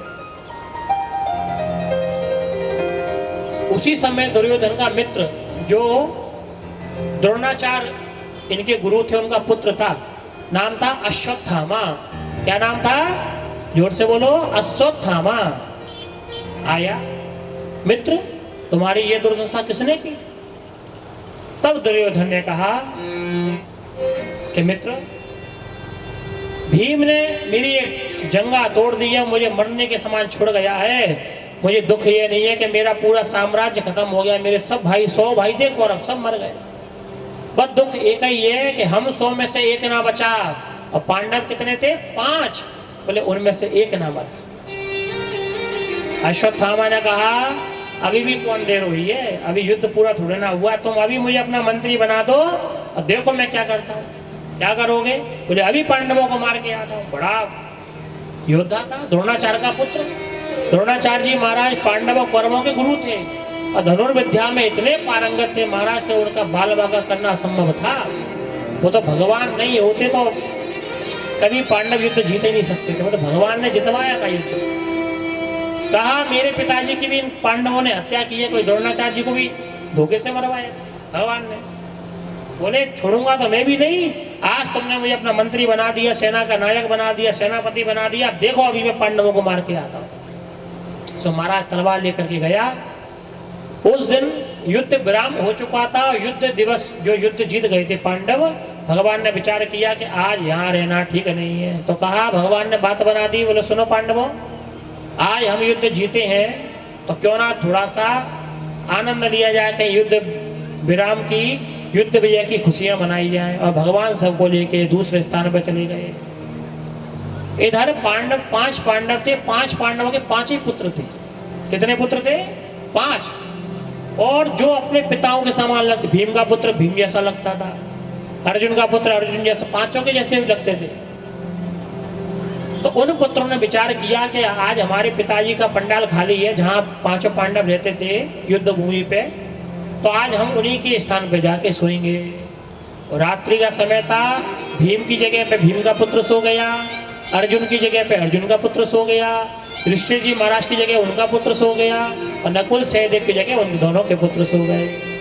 रात्रि का समय था, ये तलवार लेकर के आया, विचार किया, हो देखो युद्ध विराम करके कैसे सो रहे हैं। तो तलवार निकाली, कुछ भी विचार न किया, सबके सर काट दिए। सबके सर काटे, एक कपड़े में बांध करके ले गया और कहा, मित्र देखो दुर्योधन, जो काम तुम नहीं कर सके, तुम्हारी सेना नहीं कर सकी, वो काम मैंने अकेले न कर। देखो दुर्योधन बड़ा प्रसन्न हुआ, वाह मेरे मित्र, मित्र हो तो तेरे जैसा एक मेरा मित्र कर्ण था, इसने मेरे लिए सर्वस्व नौछावर कर दिया, और करने के बाद यदि कोई मित्र है तो वो तू है। बड़ा प्रसन्न हुआ, और जैसे ही बोले सबसे पहले किसका सिर देखोगे, बोले भीम का सिर देखूंगा, उसने मेरी जंगा तोड़ी है, कहीं का नहीं छोड़ा, उसी का सिर दो मुझे। तो भीम के पुत्र का सिर निकाला, और जैसे ही दुर्योधन ने दबाया तो भीम का सिर का हाथ टूट गया। अब दुर्योधन को शंका हुई कि ये भीम का सिर नहीं हो सकता, भीम में बड़ा भयंकर बल था, इतनी जल्दी सिर उसका दब जाए। प्रकाश करके देखा तो वो भीम का नहीं, भीम के पुत्र का सिर था। दुर्योधन को बड़ा दुख हुआ, और जब प्रकाश गौर से देखा तो पांचों पांडव नहीं थे, पांचों पांडव के पुत्र को अश्वत्थामा ने मार दिया। दुर्योधन बड़ा चिंतित हुआ, बड़ा व्याकुल हुआ, अरे नीच, अरे दुष्ट, तूने ये क्या किया? तुझे मैंने मित्र बना के पांडवों को मारने के लिए भेजा, और तूने हमारे वंश का ही सत्यानाश कर दिया, कोई पानी देने वाला नहीं छोड़ा, ये तूने ठीक नहीं किया, अब तू अपनी जान बचा। और यहाँ दुर्योधन की मृत्यु हो गई, क्योंकि दुर्योधन को श्राप था। क्या श्राप था? कि तुझे एकदम से अत्यधिक प्रसन्नता हो जाए और तुरंत तुझे कोई दुख मिल जाए तो तेरी मृत्यु हो जाएगी। तभी तो दुर्योधन कभी दोनों बातों को साथ नहीं करता था, आज दोनों बात साथ में हो गई, और दुर्योधन ने अपना शरीर छोड़ दिया। इधर अश्वत्थामा घबराया कि जी तो मुझसे बहुत बड़ा पाप हो गया, अब पांडव मुझे छोड़ेंगे नहीं। सो महाराज अपनी जान बचा करके भागा। इधर सवेरे के समय जब भगवान पांडवों के साथ शिविर में आए तो क्या देखा, पांडव पुत्रों के धड़ पड़े हुए सिर सबके गायब हैं। भगवान समझ गए ये काम केवल अश्वत्थामा का है। अर्जुन जी को साथ लिया, पकड़ने के लिए गए। अश्वत्थामा धनुर्विद्या का बड़ा पारंगत था। विचार किया यदि हमें पकड़ लिए तो क्या करेंगे, बोले मार डालेंगे। तो कुछ उपाय समझ में नहीं आया, सीधे ब्रह्मास्त्र साधा और भगवान पे छोड़ दिया। अर्जुन जी महाराज घबराए, कृष्ण कृष्ण महाभागो भगतानां भयंकरा त्वयि मे को देयमानाना अपवर्गो शंसते। बोले प्रभु रक्षा कीजिए, रक्षा कीजिए, ब्रह्मास्त्र आ रहा है, हमें मार डालेगा। भगवान बोले अर्जुन मैं समझ रहा हूं तुम इस समय संकट में हो, कोई पुत्र का शोक है, लेकिन जरा ध्यान करो, अश्वत्थामा को केवल ब्रह्मास्त्र चलाना आता है, लेकिन तुम्हें वो विद्या तुम्हारे गुरु ने दी है, तुम उसको शांत भी कर सकते हो। अर्जुन जी समझ गए, ऐसा मंत्र पढ़ के तर्कस में तीर उठाया, धनुष पर बांधा, जो ब्रह्मास्त्र सामने से आ रहा था उसे भी साथ लिया, शांत कर दिया। अब अश्वत्थामा घबराया, अर्जुन जी महाराज ने पकड़ा, उसे बांधा, हाथ पैर बांध करके रथ में डाला और शिविर में लेकर के आ गए। जैसे ही शिविर में गए, पांचों पांडव खड़े हुए हैं, द्रौपदी मैया खड़ी हुई है, भगवान खड़े हुए हैं, और सबके बीच में बंधा हुआ अश्वत्थामा खड़ा हुआ है। जैसे ही द्रौपदी जी की नजर गई अश्वत्थामा पे, एक ही बात कही, देखिए माँ का हृदय बड़ा कोमल होता है। क्या कहा? उवाच चास हन्तस्य बंधनाम्नेनं सती मुच्यतामेष ब्राह्मणो नितरां गुरु। इसे छोड़ दो, दो बार कहा, मुच्यतामेष, दो बार कहा। क्यों?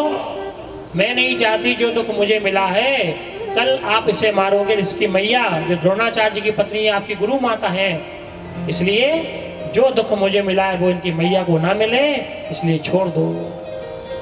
भीम दादा बोले यदि तुमने छोड़ दी तो मैं इसे मार डालूंगा, छोड़ूंगा नहीं। अब बड़ा धर्म संकट। द्रौपदी जी कह रही है छोड़ दो, और भीम ने कहा भैया तुमने छोड़ा तो मैं इसे मार डालूंगा। युधिष्ठिर जी महाराज शांत खड़े हैं, क्योंकि धर्म सम्राट है, धर्म के अवतार है, बोले जो नीति कहे वो करो। भगवान शांत खड़े हैं, कुछ बोले ही नहीं रहे।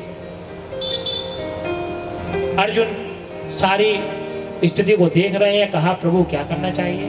तब भगवान ने कहा, देखिए भगवान यहाँ कहना चाह रहे हैं कभी भी बिन मांगे किसी को राय नहीं देना चाहिए। बोलो राधे राधे। कोई संकट में है, यदि आपसे कुछ पूछ रहा है तो ही बताओ, अपनी तरफ से सलाह दोगे, भगवान ना करे उसका संकट और बढ़ जाए तो क्या कहेगा, बोले भैया उसने बताया था सो हमने किया, सो ऐसा हो गया है। इसलिए भगवान कह रहे हैं कोई यदि कहीं कुछ बात है, जब तक आपसे कोई कुछ ना पूछे कभी कुछ नहीं कहना चाहिए। ये भगवान सलाह दे रहे हैं। अर्जुन जी महाराज समझ गए भगवान प्रभु क्या करना चाहिए। तब भगवान ने दो बातें की, समझना बहुत प्यारी बात है कि ब्रह्म बंधुर न हंतव्य आतताई बदार्हणा मय्ये भो वै मामनातम परिपाहेनुशासनम। बोले ब्राह्मण का वध नहीं किया जाता, ये शास्त्र कहते हैं। ब्राह्मण कैसा भी हो उसका वध नहीं किया जाता, लेकिन आतताई कोई भी हो उसे छोड़ा नहीं जाता, उसे मारना चाहिए। अर्जुन जी ने कहा जय हो। जागो बहन द्रौपदी सुबह हो गया, तुम बिन जीतना अब मुश्किल हो गया। द्रौपदी अब समय नहीं है, तुम्हें मेरे साथ चलना है, तुम्हारी मदद की बड़ी आवश्यकता है। क्या हुआ बाबू?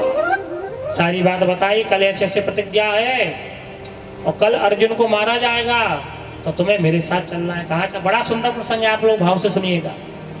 कहाँ चलना है? भगवान ने पूरी बात बताई। आज दुर्योधन की पत्नी ब्रह्म मुहूर्त में सदा सुहागन का आशीर्वाद लेने जा रही हैं, तो हम तो देखो बड़े चोर हैं भैया। भगवान स्वयं कह रहे हैं कि हम तो इतने बड़े चोर हैं, हमने सब चुराया है, माखन चुराया, भक्तों का चैन चुराया, भक्तों की नींद चुराई। आज एक काम करते हैं, आशीर्वाद भी चुरा लेते हैं। और दुर्योधन की पत्नी नाना दुपट्टा था पूरा नीचे खींच लिया। जय हो।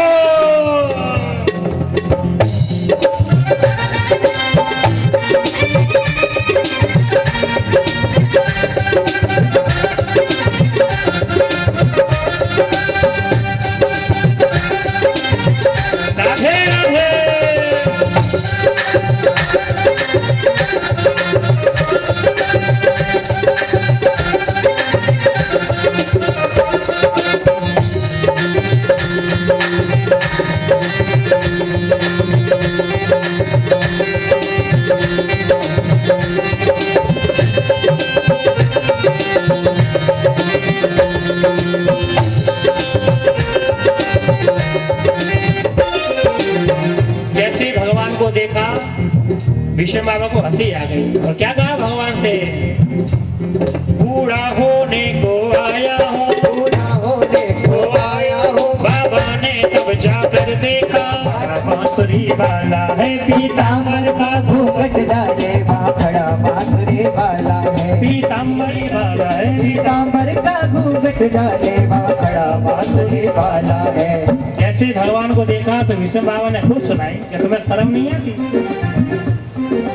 आया हूँ, नहीं जाती है तेरी चोरी, नहीं जाती है तेरी चोरी। इतनी चोरियां करता है, इससे चोरी उससे चोरी, इतनी चोरियां करता है। बात की नहीं तो उसमें हमारा क्या बिगड़ना?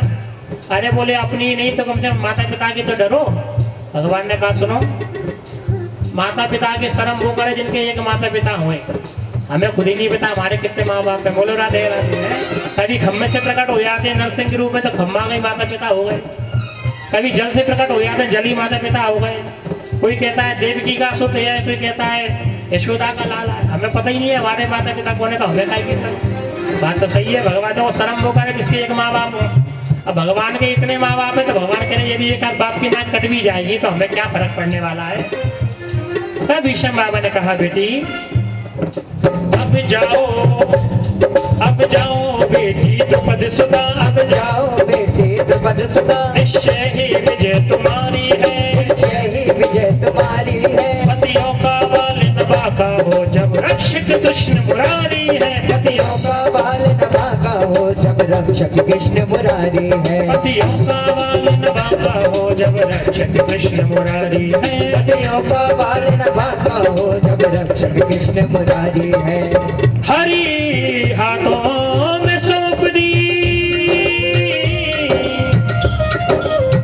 जिसने जीवन लो कभी ना बिगड़ी है उसकी नवल किशोर, उसकी नवल किशोर, उसकी नवल किशोर, उसकी नवल किशोर। जागो राधे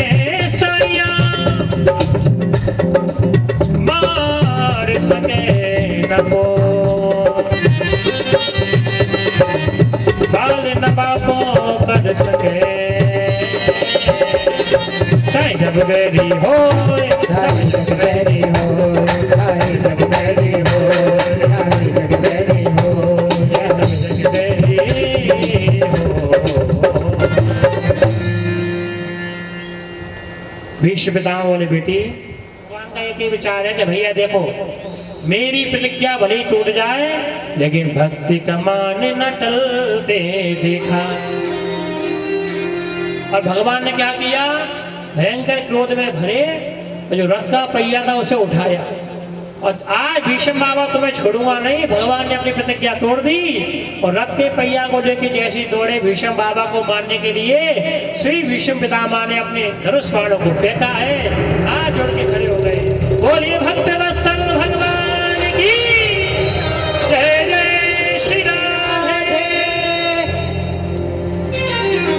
आज भूमि पर वही बात हो रही है, सरसैया पे श्री भीष्म पितामह लेटे हुए हैं और कह रहे प्रभु बस उसी छवि का दर्शन करा दो जिससे मैं अपना अंत करूं। क्योंकि देखो भीष्म पितामह को इच्छा मृत्यु का वरदान है।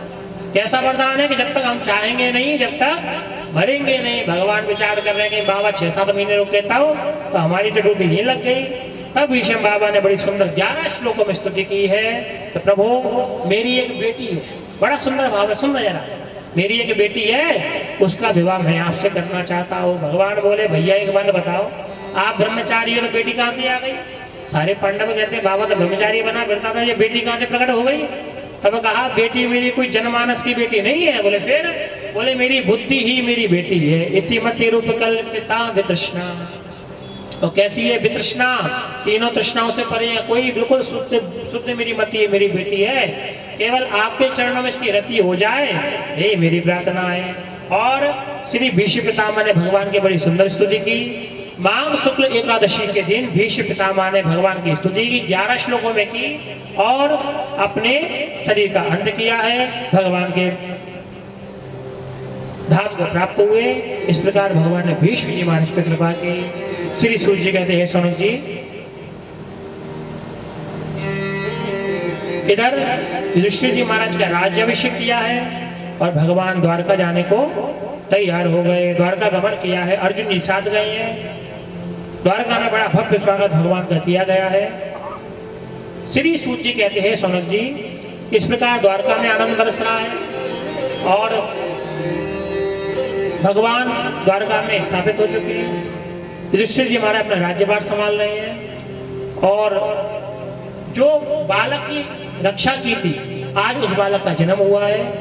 बालक का जन्म हुआ है, नाम ब्राह्मण को बुलाया, नाम परीक्षित जी रख दिया और बड़ा सुंदर परीक्षित जी का जन्म हुआ, राज्य संभाला। इधर अर्जुन जी बहुत समय से द्वारका में रह रहे थे, आए नहीं लौट करके। काफी समय रहने के बाद अर्जुन जी लौट करके आए तो क्या बताया कि भगवान धराधाम को चले गए। अब पांडवों ने विचार किया हम भी नहीं रहेंगे, हम भी धराधाम से जाएंगे और परीक्षित जी महाराज को राजगद्दी पे बैठाया है और पांडव अपने राज्य का त्याग करके स्वर्गारोहण के लिए चल दिए हैं। परीक्षित जी महाराज का विवाह हुआ, बहुत सुंदर परीक्षित जी ने राज्य संभाला। राज्य संभालने के बाद में जैसे देखा तो कलयुग आ चुका था, हर जगह बड़ा बुरी स्थिति हो रही थी। तो परीक्षित जी ने कहा मेरे राज्य में कलयुग हो नहीं सकता। मारना चाहा कलयुग को तो कलयुग चरणों में गिर गया, प्रभु मैं आपकी शरण में हूँ, मुझे मत मारिए। तो 4 स्थान दे दिए, क्या? द्वितम पानव स्त्रिय सूना, बोले 4 जगह देता हूँ, वहां कलयुग रहता है। देखिए समझिए कहाँ कहाँ कलयुग रहता है, बहुत भाव से सुनना। द्वितम, जहाँ जुआ खेला जाता है, द्युत्सव लगती हो, वहां कलयुग का वास है। इसलिए भगवान के भक्तों को कभी भी किसी भी प्रकार का जुआ नहीं खेलना चाहिए। कोई भी जुआ का कोई भी रूप हो सकता है, आप कोई भी खेल खेलने कोई परेशानी नहीं है, लेकिन वही खेल जब जुआ के रूप में आ जाता है, द्युत सभा के रूप में आ जाता है तो वह आपका अनर्थ कर सकता है। इसलिए भगवान के भक्तों को किसी भी प्रकार के जुआ से दूर रहना चाहिए। दूसरा है पानम, पानम समझ गए ना, मदरा पान, जो शराब इत्यादि का पान करता है वहाँ कलयुग का वास रहता है। इसलिए भगवान के भक्तों को वहाँ भी कभी नहीं जाना चाहिए। तीसरा स्त्रियां, यहाँ वैश्यावृत्ति होती हो, दुराचार होता हो, वहाँ भी भगवान के भक्तों को कभी नहीं जाना चाहिए। चौथा है सूना अर्थात हिंसा, जहाँ कत्ल खाने हो, जहाँ पशु पक्षियों की बलि दी जाती है वहां भी नहीं देना चाहिए। 4 स्थान दे दिए कलयुग ने, कहा महाराज 4 स्थान, 1 स्थान और चाहिए, तो सोने में पास दे दिया। सोना कैसा? बोले 1 नंबर और 2 नंबर बताया ना, ब्लैक मनी व्हाइट मनी। बोले जो ब्लैक मनी है 2 नंबर का है उसमें कलयुग का वास है, और जो व्हाइट मनी है आपकी मेहनत का उसमें हमारे प्रभु का वास है। 5 स्थान दिए। इधर परीक्षित जी महाराज ने अपने एक दिन राजकाज में देखा एक बड़ा सुंदर मुकुट था, जरासंध का था, उसे पहना, कलयुग परीक्षित जी के ऊपर आया और महाराज आज बुद्धि उम गई, संत का अपमान कर दिया। एक आश्रम में गए, वहां एक आश्रम था, समीक ऋषि बैठे हुए थे। परीक्षित जी महाराज गए तो प्रणाम किया तो महात्मा समाधि में थे, कुछ होश ना रहा, लगता है बाबा जी हमारी सेवा करने नहीं जाता। परीक्षित जी को गुस्सा आया, एक मरा हुआ सर्प डाला, उठा करके गले में डाल दिया और परीक्षित जी वहां से चले गए।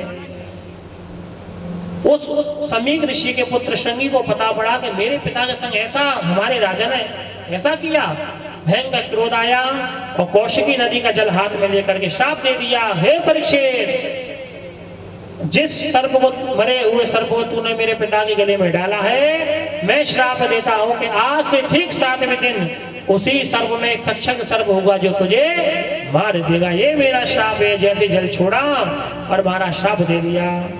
इधर परीक्षित जी जब घर पहुंचे, महल पहुंचे, अपने मुकुट उतारा और सारा दृश्य ध्यान आया, ये मुझसे क्या हो गया, रोने लगे, पश्चाताप करने लगे। जब तक ऋषि ने अपने एक शिष्य को भेजा, समाचार दे दिया आपको श्राप लग गया है और आप अपनी मुक्ति का उपाय करें। तो अब मुक्ति का उपाय क्या होगा जी हम कल के प्रसंग में श्रवण करेंगे, और आज की कुछ व्यवस्था यदि होगी तो आप मुझे बता दीजिएगा, मैं भी बताऊंगा। बाकी कल की कथा 1 बजे से, लेकिन मेरा आग्रह है भैया घर वालों से, हैं तो घर वाले लेट आएंगे तो घर वाले तो फिर कोशिश करें भैया 1 बजे से कथा प्रारंभ हो जाए। आज 2 बजे से कथा 1:30 पौने 2 से कथा प्रारंभ हुई थी। कोशिश करें कि हम 4 घंटा तो कथा के हमें मिले, हैं 2-3 घंटे में कितना कथा कहोगे, क्या क्या कहोगे, तो मौका मिला भागवत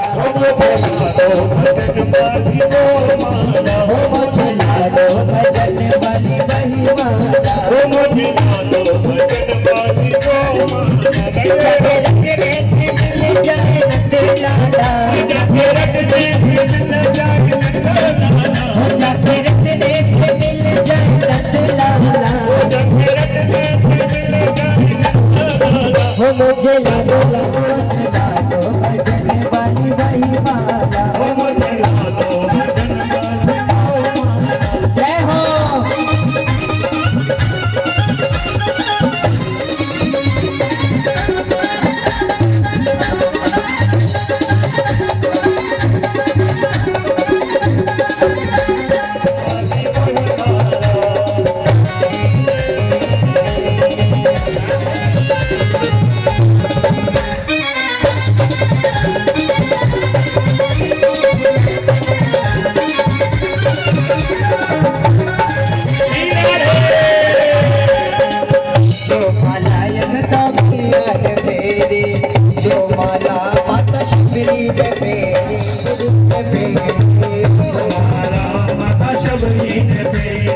देखिए माता शबरी ने कौन सी माला फेरी थी अपने जीवन पर।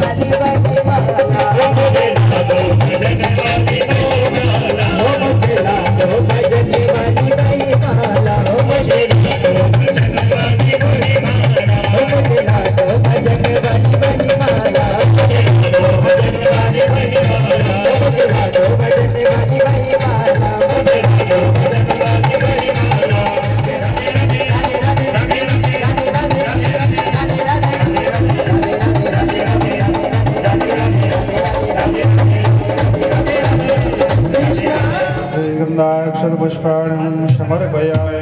अस्तु दशवीरगुं सर्वगणगुं स्वस्तये आत्मशनि प्रजाशनि पशुशनि लोकशन्नवैशनि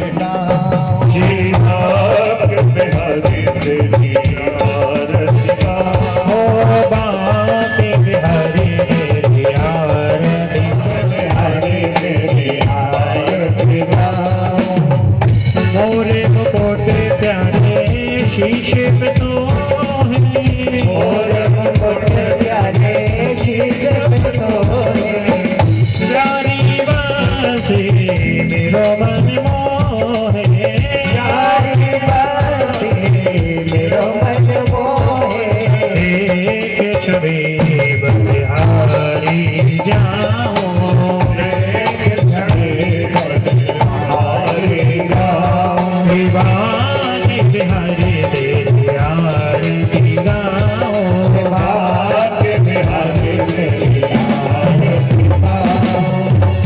चरणों से गिरी है गंगा प्यारी, चरणों से गिरी है चरणों के दर्शन पाओ, चरणों के दर्शन पाओ, शिवा के बिहारी तेरी आरती गाओ, शिवा के बिहारी तेरी आरती गाओ, प्यास तात के नाथ आप हो, प्यास तात के नाथ आप हो, सुख दुख जीवन साथ आप हो, सुख दुख जीवन साथ आप हो, हरि चरणों में शीश नवाओ, हरि चरणों में शीश नवाओ, शिवा के बिहारी तेरी आरती गाओ, शिवा के बिहारी तेरी आरती गाओ, स्वामी हरिदास के प्यारे तुम्हें हाथ सदा वृंदावन पाओ, शिवा के बिहारी तेरी आरती गाओ, शिवा के बिहारी तेरी आरती गाओ, हे गिरधर तेरी आरती गाओ, हे गिरधर तेरी आरती गाओ, हे गिरधर तेरी आरती गाओ, हे गिरधर तेरी आरती गाओ, कर्पूर गौरम करुणा वृंदे भवं भवानी सर्वं नमामि, तुम्हें नमादाज विराट में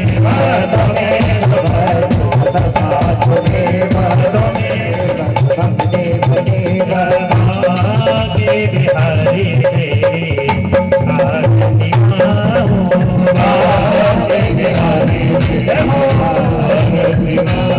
तेरी